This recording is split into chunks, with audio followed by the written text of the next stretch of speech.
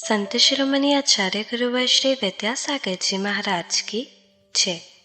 और हम योग प्रणेता पूज्य गुरुवर श्री प्रणम्य सागर जी महाराज की जय।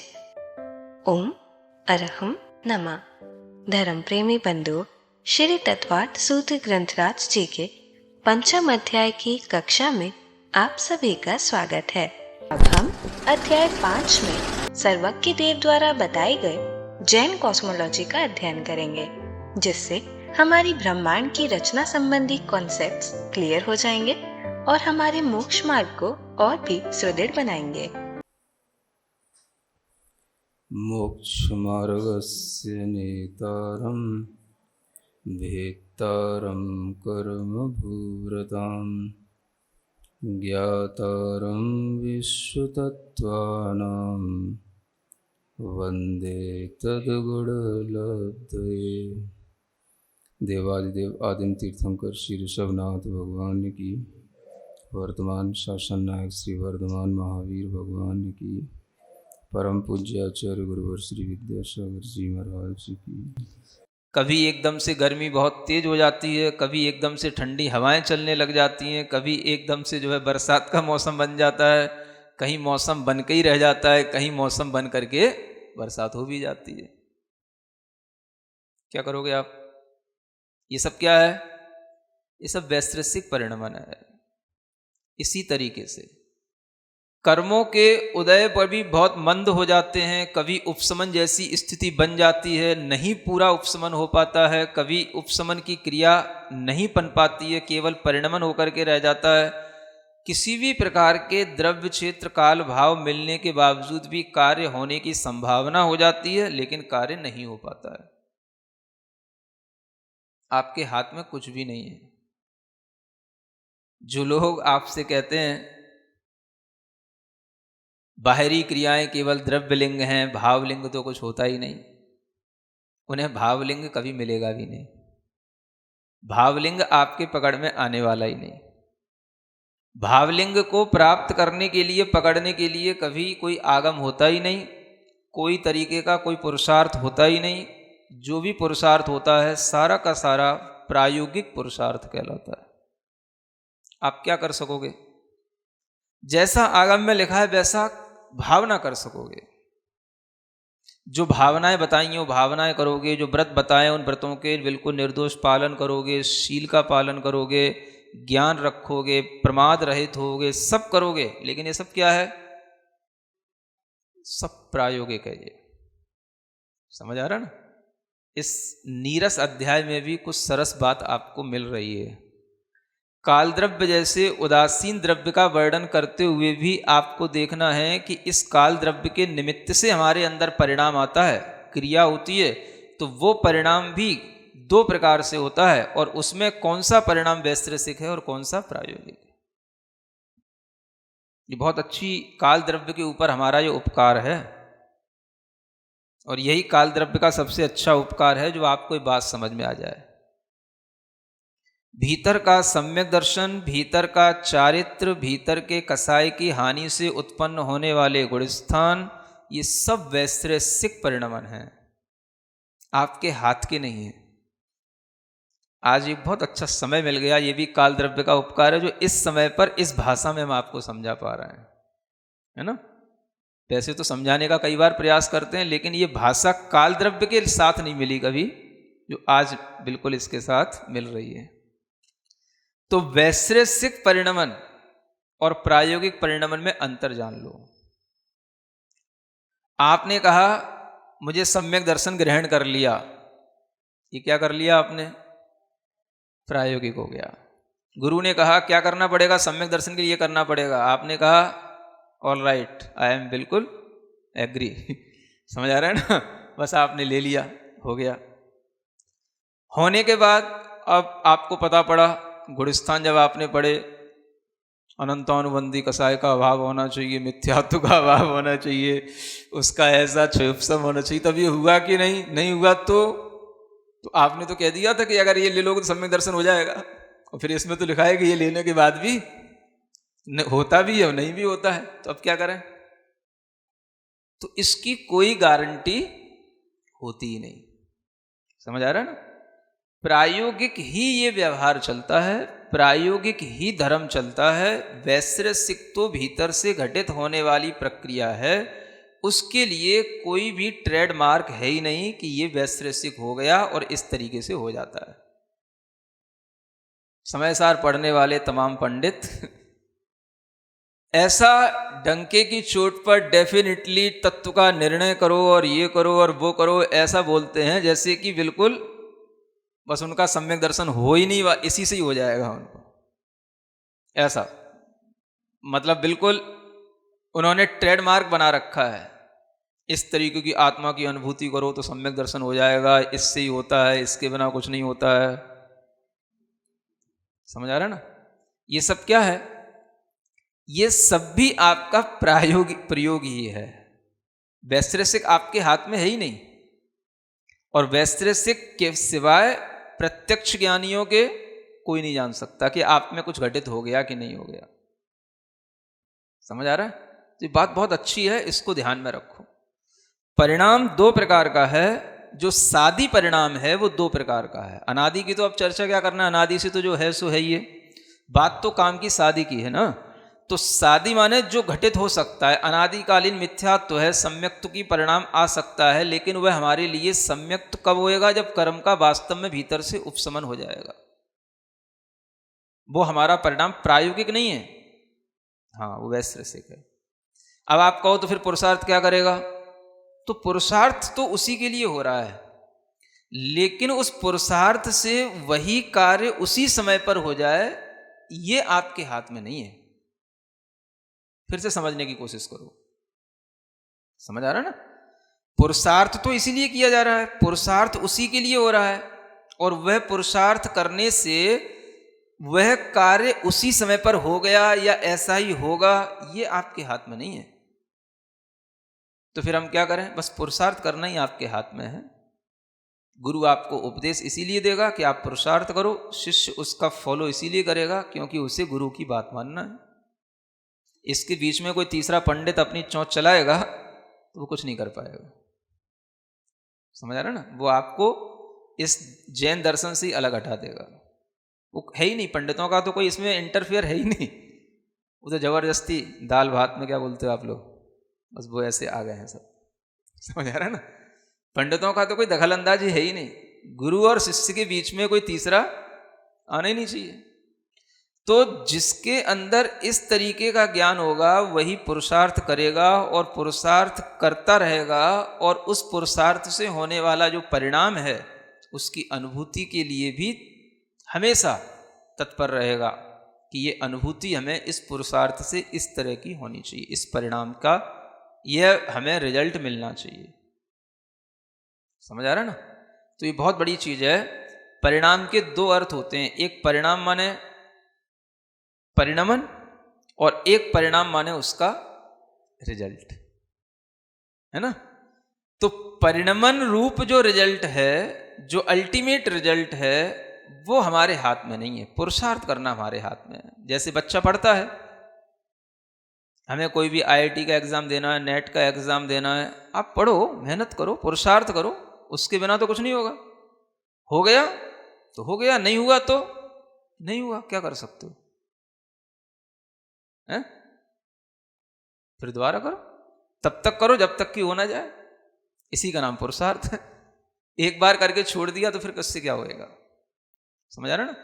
तो इसी तरीके से कोई भी भीतर का गुणस्थान जब बनता है तो इसी पुरुषार्थ से बनेगा।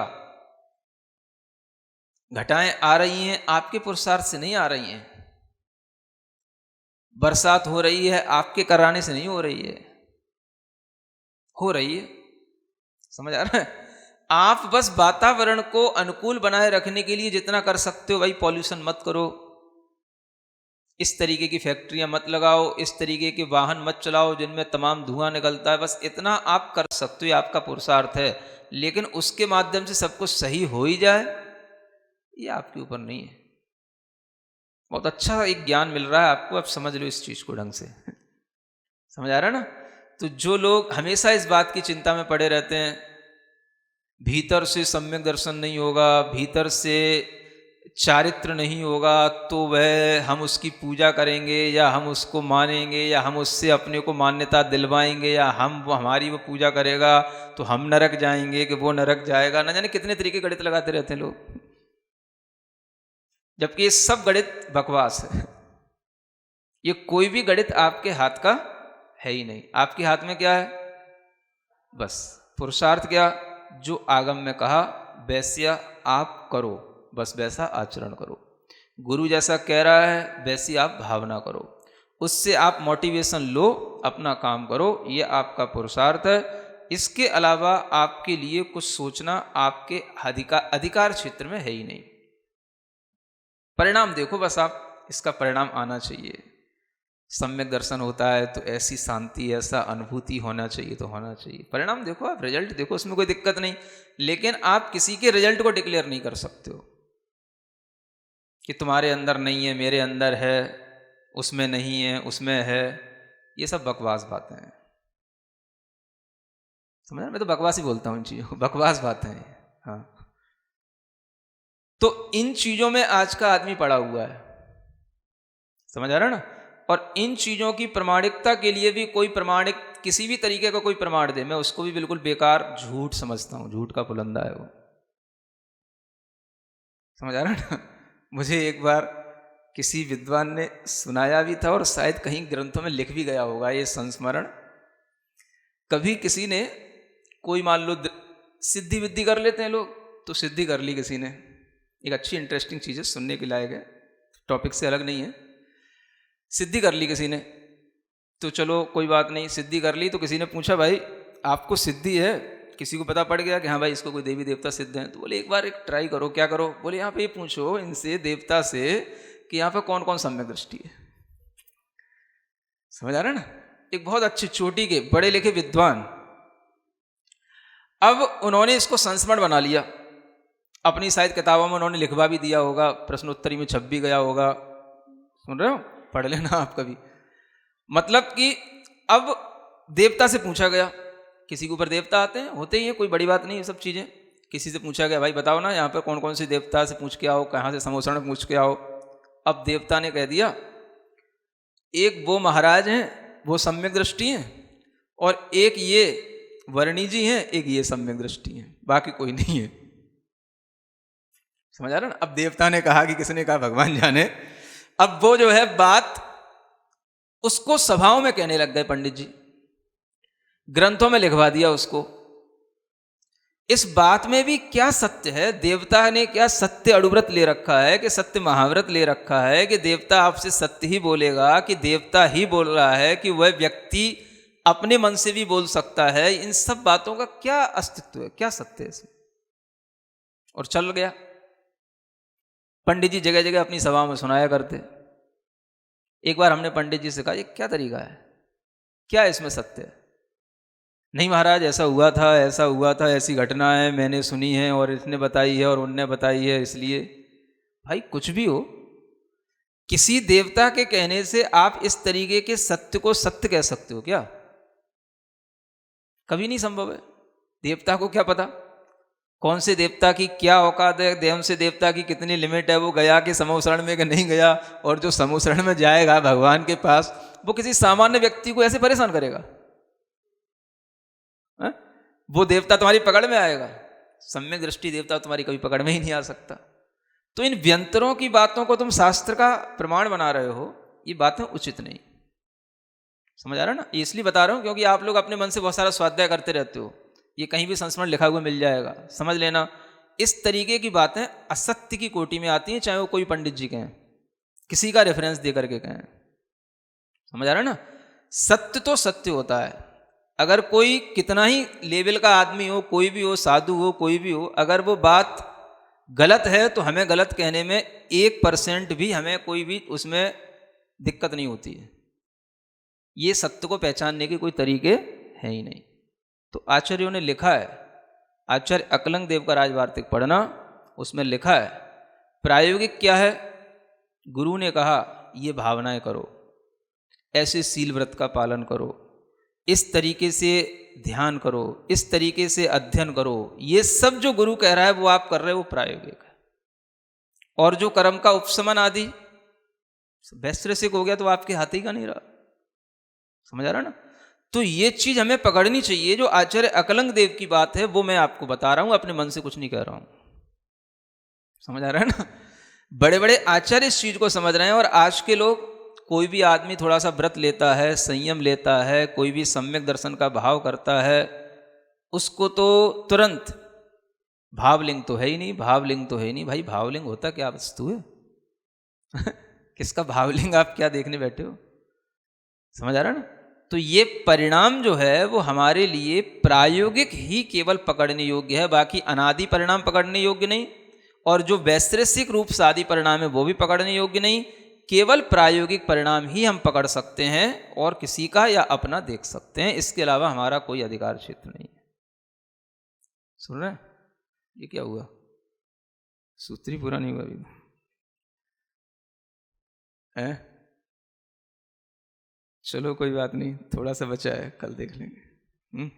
अब सीखना तो अच्छे ढंग से सीखो, पढ़ो, कोई बात नहीं। बोलो महावीर भगवान की। ओम अरहम नमः। तो चलिए आज की कक्षा का एक क्विक रिवीजन कर लेते हैं। हमने जाना कि जो लोग भावलिंग को कुछ नहीं मानते और बाहरी क्रियाओं को केवल द्रव्य लिंग मानते हैं, उन्हें भावलिंग कभी नहीं मिलेगा। जैसे एकदम से गर्मी होना, ठंडी हवाएं चलना आदि वैश्रेषिक परिणमन है, उसी प्रकार कर्मों के मंद उदय, उपशमन आदि भी वैश्रेषिक है। वैश्रेषिक तो भीतर से घटित होने वाली प्रक्रिया है, ये हमारे हाथ में नहीं है। इसके परिणमन को प्रत्यक्ष ज्ञानी ही जान सकते हैं। अनुकूल द्रव्य, क्षेत्र, काल, भाव के मिलाने पर कार्य होने की संभावना प्रायोगिक है, पर कार्य का होना वैश्रेषिक। भावलिंग प्राप्त करने के लिए कोई आगम और पुरुषार्थ नहीं है। आचार्य अकलंग देव राजवाटिक में गुरु के कहे अनुसार शील व्रत पालन, आगम अनुसार भावना करना, ध्यान एवं अध्ययन आदि प्रायोगिक पुरुषार्थ करने के लिए कहते हैं।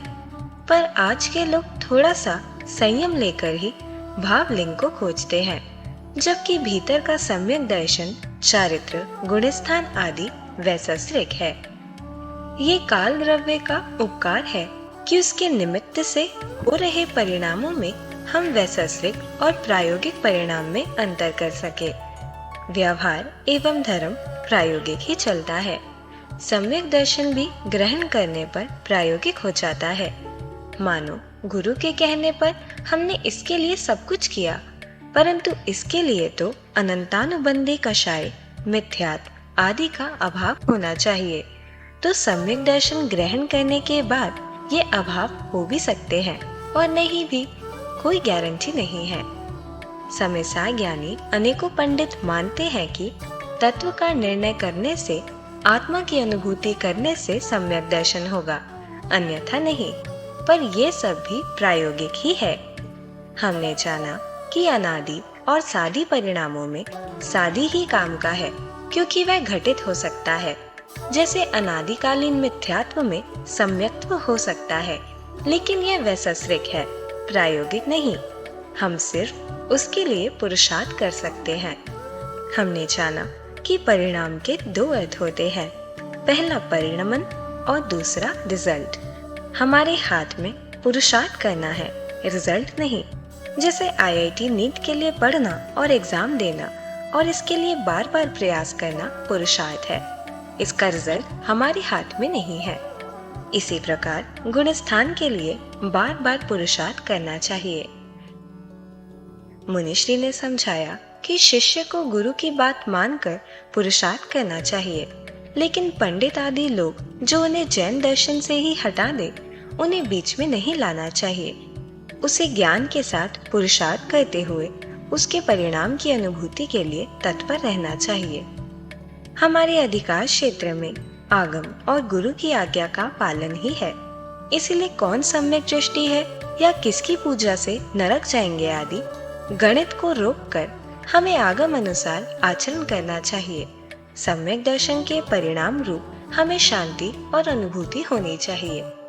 हमें किसी का रिजल्ट डिक्लेयर नहीं करना चाहिए। एक संस्मरण के माध्यम से मुनिश्री ने बताया कि इस तरह रिजल्ट बताने वाली चीजों के प्रमाण भी झूठ का पुलिंदा होते हैं। किसी के ऊपर आए देवता से एक छोटी से पढ़े लिखे विद्वान ने पूछा कि यहाँ कौन कौन सम्यक दृष्टि है। उस देवता ने कहा कि अमुक महाराज और वर्णी जी, अन्य कोई सम्यक दृष्टि नहीं है। बात को प्रमाणिक मानकर उन्होंने उसे किताबों में लिखवा दिया। विचारणीय है कि क्या वास्तव में यह देवता ने कहा था? क्या देव सत्यानुव्रतधारी था? उसको कितना पता था? उसकी लिमिट कितनी थी? क्या वह वास्तव में समुशरण गया? अगर गया तो वापस आपकी पकड़ में कैसे आ गया? ये सब अस्तित्वहीन बातें हैं। मुनिश्री ने उन पंडित जी को समझाया कि सिद्धि किए हुए व्यंत्रों की बातों को शास्त्रों का प्रमाण बताना उचित नहीं है। तो चलिए अब हम सभी चिन्वाणी स्तुति करते हैं और तत्पश्चात समय होगा आज के सवाल का। सिरिजिणवाणी जग कल्याणी जग जन मदतम मोहरी जनमण हारी गढ़हर हारी जम जरा भव रोग हरि तिथियराणम दिव्यझुणिम जो पढ़ई सुणई मय्ये धारई णाणम सौखमणन्तं धर्य सासद मोक्ष पदम पावई सासद मोक्ष पदम पावई। अब समय है आज के प्रतियोगिता प्रश्न में भाग लेकर आकर्षक पुरस्कार जीतने का। आप अपने फोन को QR कोड स्कैन करने के लिए तैयार रखें या दिए गए लिंक पे जाएं। आप अपना उत्तर चुनकर हमें कल शाम 5 बजे तक भेज सकते हैं। 3 भाग्यशाली विजेताओं को मिलेंगे आकर्षक पुरस्कार। विजेताओं का नाम इसी कार्यक्रम में हर रविवार को घोषित किया जाएगा। साथ ही सभी प्रश्नों के सही उत्तर भी बताए जाएंगे। आज का सवाल है, वेद के कषाय की हानि से उत्पन्न होने वाले गुणस्थान कौन सा परिणमन है? अनादि परिणमन, वैसस्रिक परिणमन, प्रायोगिक परिणमन, अकाल परिणमन। अध्याय 5 की कक्षा 29 के आज के सवाल का सही उत्तर है प्रायोगिक। अगर आप किसी कारणवश कोड को स्कैन ना कर पाए हों तो आप क्लास की वेबसाइट पर जाकर भी उन्हें अटेम्प्ट कर सकते हैं। इस लिंक पर जाएं या QR कोड को स्कैन करें।